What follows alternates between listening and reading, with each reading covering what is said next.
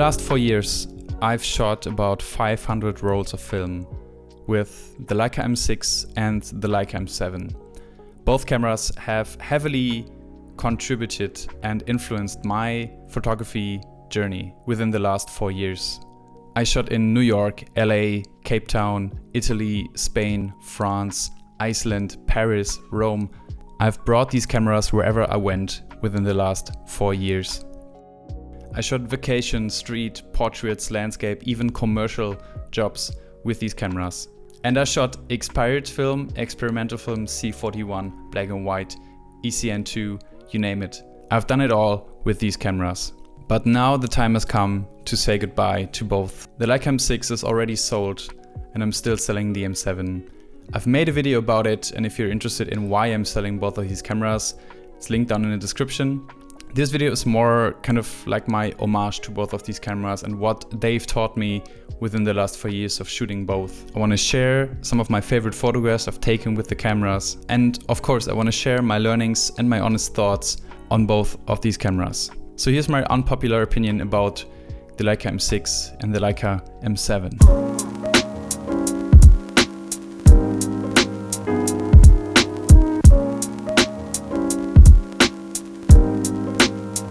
So first of all, welcome back to the channel everyone. My name is Tobias. I'm a 32-year-old freelance photographer based out of Cologne, Germany.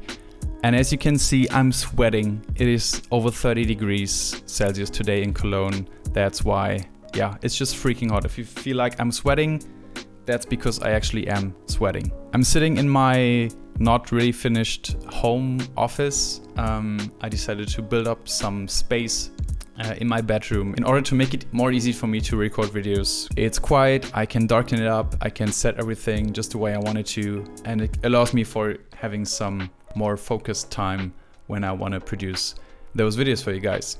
So thank you for coming back to the channel, and I hope you enjoy this video.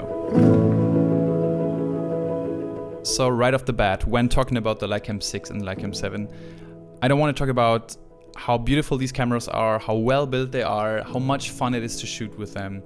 I want to talk about something which is very unpopular but very true, and that's that both of these cameras are incredibly hard to shoot. When I look back to when I first picked up the Leica M6 in 2020 and starting with my film photography journey, I had no clue about how these cameras work. All I knew was like they have manual focus, like rangefinder manual focus, and that they are entirely mechanical, at least the Leica M6. But I didn't really know about what this really meant for me as a photographer starting with film photography. And coming from digital, I felt like I started completely from scratch with a completely new medium, a completely new system, and I felt like I just made my very first baby steps back then. So the M6 is entirely mechanical, and that means you have to dial in every setting by yourself every single time. So that means your ISO, of course, is fixed by whatever film stock you put inside the camera. On top, you have the shutter speed, which you have to set every single time. That can be quite annoying, especially when you find yourself in a situation where the lighting changes from time to time. And on top, of course, you have the rangefinder with a manual focus lens. So that means you have to think about the distance to your subject and play with the manual focus tab on the lens and have to nail the focus every single time. It can be very easy if you go with an aperture like 5.6 or 8 or even f11. But if you're shooting portraits, this is not something that you want all the time. So it can be quite interesting and challenging to nail the focus when you shoot with an f2 or f4, let's say. Next up, the metering. I found the metering inside the camera very solid, very reliable. But there's one thing that always annoyed me about the metering of both cameras, and this is that the camera always meters for the entire frame. This is something good on the one hand because it gives you like a very even metering of the entire scene, but if you just want to meter for the highlights or the shadows, it's quite impossible to do this because, as I said, the camera is always metering for the entire frame. So you have to be very precise if you want to meter only for the highlights or the shadows. One tip that I can give, for example, is to just overexpose the entire frame by 1 or 2 stops, so you don't fall into the trap of wrong metering every single time. But this is of course something that changes the look of the film, so you have to decide for yourself. But a rule of thumbs for me has always been to overexpose by at least a stop or so. I oftentimes thought to be better safe than sorry, especially when it comes to exposing the film. Next up, the lenses. I'm pretty sure you've heard about the incredible build quality of Leica lenses, and I must admit the lenses are extremely fun to use. They look incredible, they feel incredible, but there's one thing you have to consider if you go for the M system, and this is that I think 95% of the lenses you can buy are prime lenses. I'm sure a lot of you don't see this as a negative thing when it comes to the M system. All photographers love prime lenses, and I love prime lenses myself as well, but it's just very limiting. And sometimes, especially when you want to get a variety of different, focal lengths in your photography series, for example, it's quite annoying to change lenses every single time. I can only speak for myself. For example, when I shoot for clients with my digital camera, it's like I shoot 95% of my jobs with the 24-70 lens because I have so much more flexibility and I save so much more time. And I can't even shoot on f1.402 every single time also because I need to get the people in focus. I need to get their clothes in focus. So totally depending on the style that you're looking for, this can be a downside when you go for the M system. On the other hand, going for one lens can also be very freeing and limiting, but in a good way. But I will talk about this later on in this video. Next up, the viewfinder. So the M6 and the M7, they come with different magnifiers, with different viewfinders. The widest one is the 0.58. The most popular one is the 0.72, and the closest one is the 0.85. So to explain this in a very simple way, if you look through the viewfinder with the 0.72, you can shoot with the 24mm lens, you can shoot with a 35 and with a 50. If you go for a 90mm lens, this means that the viewfinder can't really show the frame lines of the lens. It can only show the frame lines if you go for a 0.85 viewfinder.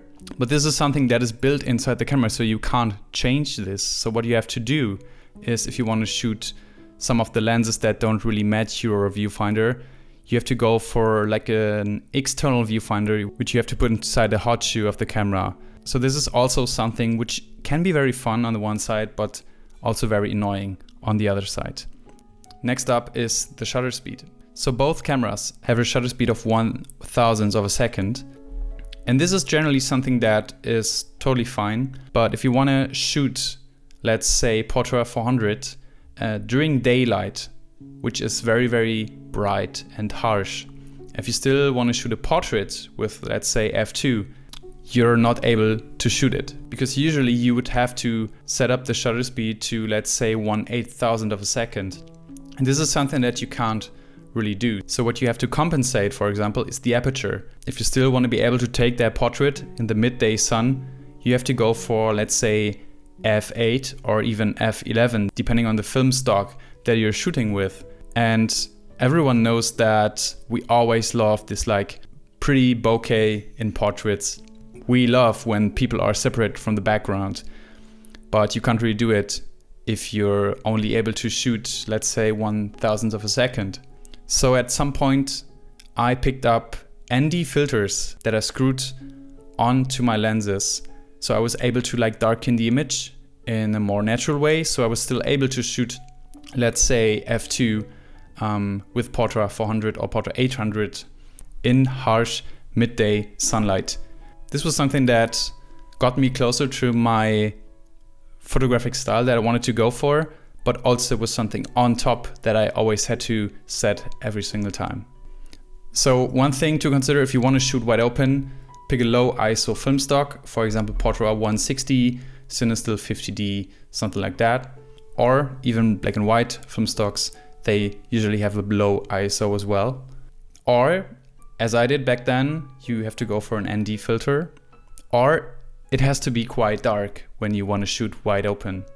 So you can easily shoot Portra 800 at f2, but it has to be like very, very early when it's not that bright, or very, very late when the sun has already set, for example. So I ended up shooting most of my photographs at not even f4, but mostly at f5.6 or f8, which is something that is one of the learnings that I had, because I was used to shoot everything on f1.7 and f2 on my Leica Q, but going to the M6 really taught me that it's totally fine to shoot f5.6 or even f8, especially when you're shooting landscapes or street photography. That is something that really enhances the photography, but that was also something very new for me. So, conclusion, all of these aspects show some sort of limitation that the cameras come with. And at the same time, I believe it shows how intense and demanding the process of getting into the camera system is. It really takes some time, and I've talked about this in my latest video.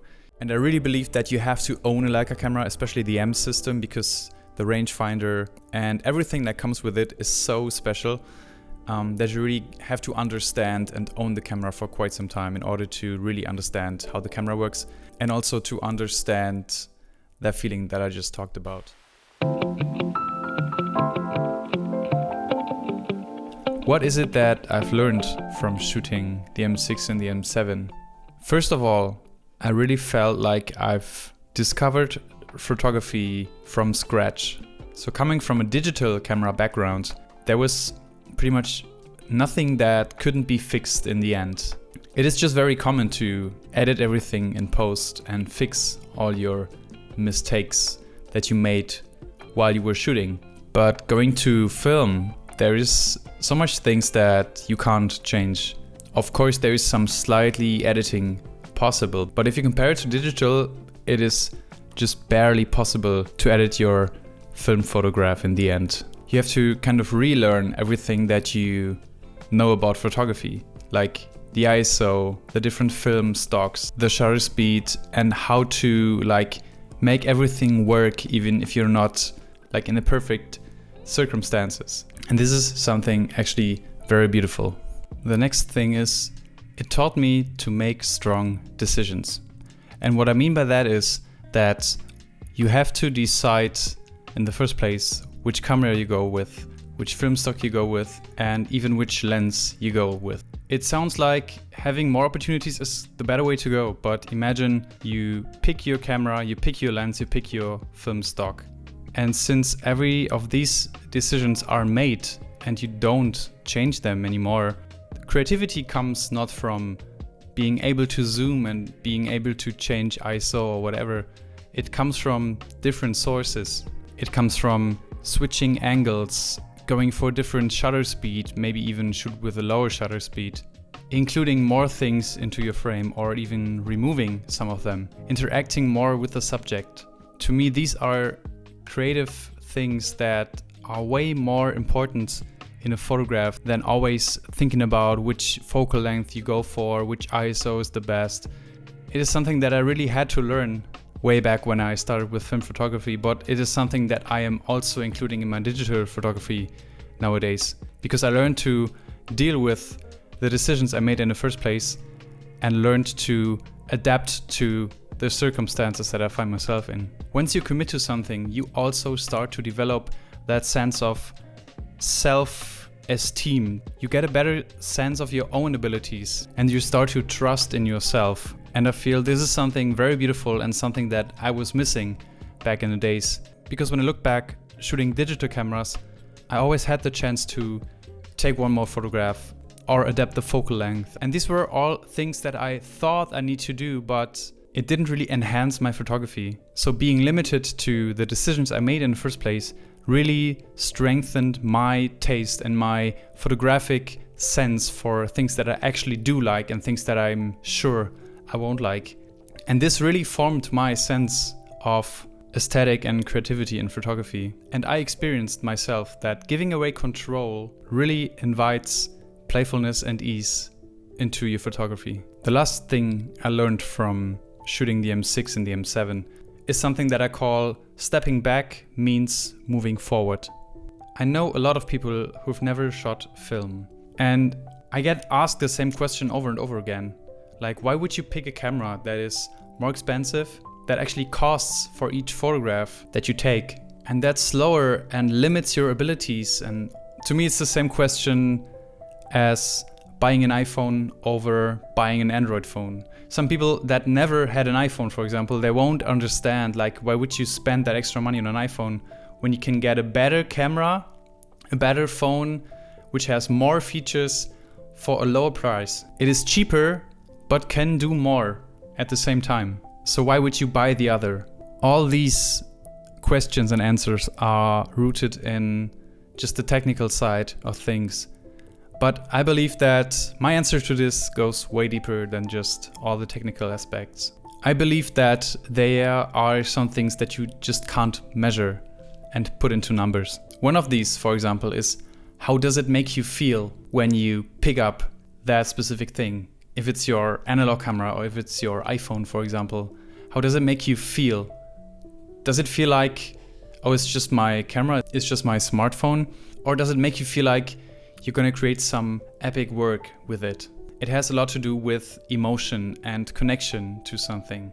I'm not talking you should be all over the place and buy the most expensive stuff. This is not what I'm saying.